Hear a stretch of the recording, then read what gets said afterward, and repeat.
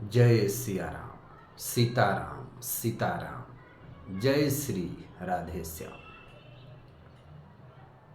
आप सभी नारायण भक्तों को प्यार भरा जय श्री कृष्णा, जय श्री राधे। नारायण भक्तों, किसी भक्त ने एक प्रश्न पूछा है कि गुरुदेव, मनुष्य का सबसे बड़ा शत्रु क्या है? कहे तो सबसे बड़ा दुश्मन कहें क्या है? बहुत सुंदर प्रश्न किया है आपने।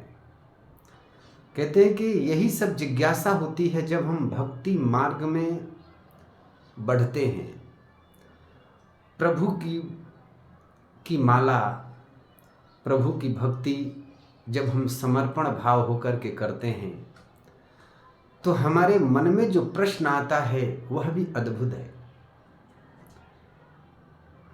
तो आपने प्रश्न पूछा है कि मानव का शत्रु क्या है? तो नारायण भक्तों, मनुष्य का सबसे शत्रु यदि माना जाए तो लोभ है। भक्ति हम कितना भी कर लें, कितना भी हम त्याग कर लें, यदि हमारे मन के भीतर से लोभ नहीं गया तो फिर हमने क्या हासिल किया? और मैं आपको एक छोटा सा उदाहरण देते हैं। एक बार नारद जी कहीं घूमते हुए जा रहे थे तो रास्ते में कोई भिखारी बैठा हुआ था और भीख मांग रहा था। नारद जी तो संत आदमी, बड़े दयालु हैं, वो किसी पर भी दया करते हैं। तो नारद जी महाराज घूमते हुए कहीं जा रहे हैं, रास्ते में एक भिखारी बैठा मिल गया। नारद जी ने उससे पूछ लिया, क्यों, कितने दिनों से बैठते हो? भिखारी ने उत्तर दिया कि महात्मा जी 40 वर्ष हो गए बैठते बैठते।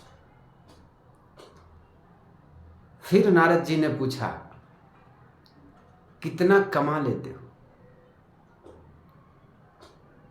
भिखारी ने उत्तर दिया, जैसे तैसे परिवार की परवरिश करता हूँ, उतना ही होता है कि जितना में मैं अपने परिवार का परवरिश कर सकता हूँ।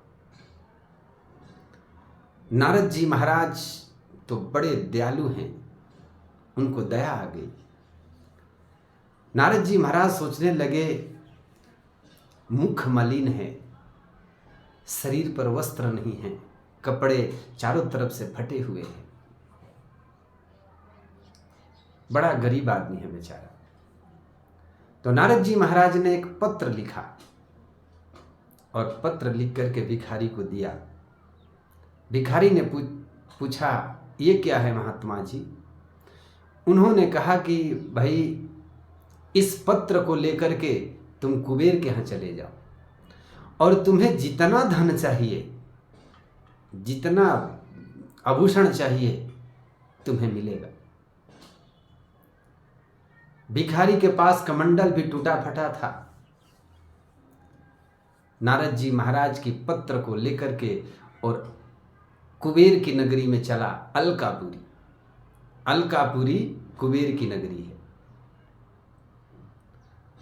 अब अलकापुरी में गया तो पहरेदार ने रोका और जैसे ही रोका तैसे ही नारद जी महाराज का वो पत्र दिखा दिया।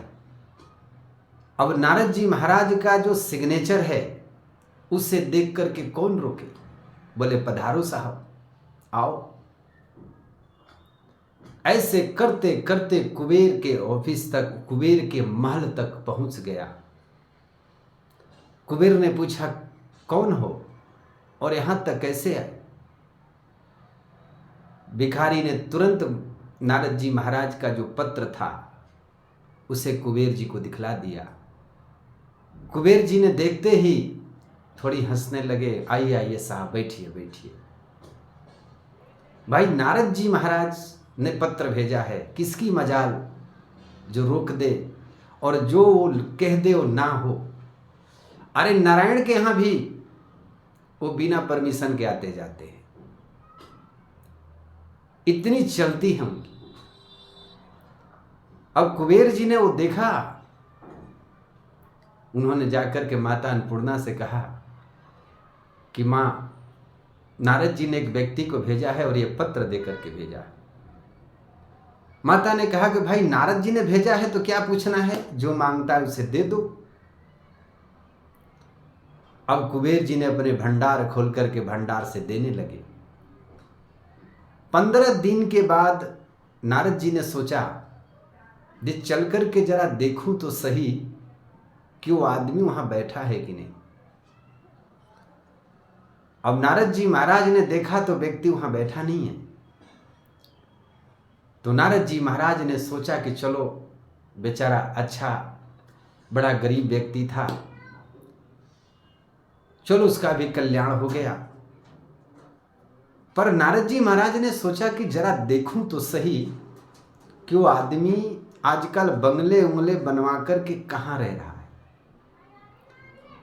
नारद जी महाराज ने जैसे ही आंख को बंद किया तैसे ही क्या देखा कि वो तो अलकापुरी में अभी अपनी कमंडल भर रहा है। नारद जी महाराज को बड़ी चिंता हो गई। 15 दिन हो गए और कमंडल नहीं भरा। नारद जी महाराज अलकापुरी में पधारते हैं। 2-4 सेवक उधर से आ रहे थे, पसीने पसीने से तरबर हुए। नारद जी महाराज ने पूछा, ये क्यों, कैसे हो? सेवकों ने प्रणाम कर कर कहा कि सब तो ठीक है महाराज, पर जिसे भेजिए उसे जरा देख तो लीजिए कि किसे भेज रहे हैं। अरे महाराज पसीने पसीने हो गए। नारद जी महाराज की और चिंता बढ़ गई। जाकर के देखा तो कुबेर जी महाराज भंडार से आभूषण दे रहे हैं, पर कमंडल नहीं भर रहा। नारद जी ने पूछा, ये कैसे हो कुबेर? उन्होंने कहा कि बिल्कुल ठीक है जी, पर 15वां भंडार समाप्त हो गया है, 16वां खुला हुआ है, फिर भी इसका कमंडल नहीं भर रहा है। नारद जी को बड़ी चिंता हो गई। नारद जी ने उस व्यक्ति को डांट लगाई और कहा, क्यों रे, तेरी इस कमंडल में ऐसा क्या है जो कि कुबेर के 15 भंडार से भी नहीं भरा? अब हम इसकी जरा निरीक्षण करेंगे कि तेरी इस कमंडल में ऐसा क्या है जो कि 15 भंडार के बावजूद भी तेरा कमंडल नहीं भरा। नारद जी महाराज ने कहा, जो रोक दो, कुछ नहीं देना है जब तक इसकी निरीक्षण ना कर ले। तो नारद जी पूछते हैं, तेरे इस कमंडल में क्या है? बोला, कुछ नहीं है साहब, आप जरा देख लो। नारद जी ने उसके कमंडल को लेकर के उलट कर पलट करके जैसे देखा तैसे, नारायण भक्तों जानते हो उसके पीछे में क्या था? मनुष्य का खोपड़ी जिसमें लोभ बैठा हुआ था। नारद जी ने कहा कि बस इसको एक आना भी नहीं देना है। अरे 15 भंडार क्या, इसे नारायण अपनी समस्त भंडार भी दे दे तो भी इसका कमंडल नहीं भर सकता है, क्योंकि इसके खोपड़ी में तो लोभ बैठा हुआ है। तो जिनु प्रति लाभ लोभ अधिकाई। अगर आप लाभ खोजते हैं तो लाभ से ही लोभ बढ़ता है। और हमारी ये पहला प्रश्न होता है, कोई काम हम करने जब जाते हैं तो सबसे पहले पूछते हैं कि कितना लाभ होगा, कितना घाटा होगा। तो लाभ जब होता है तो ही लोभ बढ़ता है। अगर मनुष्य का सबसे बड़ा शत्रु कोई है तो वह है लोभ। और ये ऐसा लोभ शत्रु है कि जो हमें कोई काम करने नहीं देता है, हमें भजन भी नहीं करने देता है। इसलिए सदैव नारायण भक्तों ये ध्यान रखना कि लोभ ज़्यादा नहीं करना, जितना परमात्मा दे दे उसी में संतोष करना। यदि आपने लोभ के पीछे खोपड़ी में बैठा लिया तो जिंदगी में दौड़ते दौड़ते थक जाओगे, लेकिन सुख कभी प्राप्त नहीं होगा। इसलिए मानव का सबसे बड़ा अगर यदि शत्रु कोई है तो है लोभ। जय श्री कृष्ण, जय श्री राधे।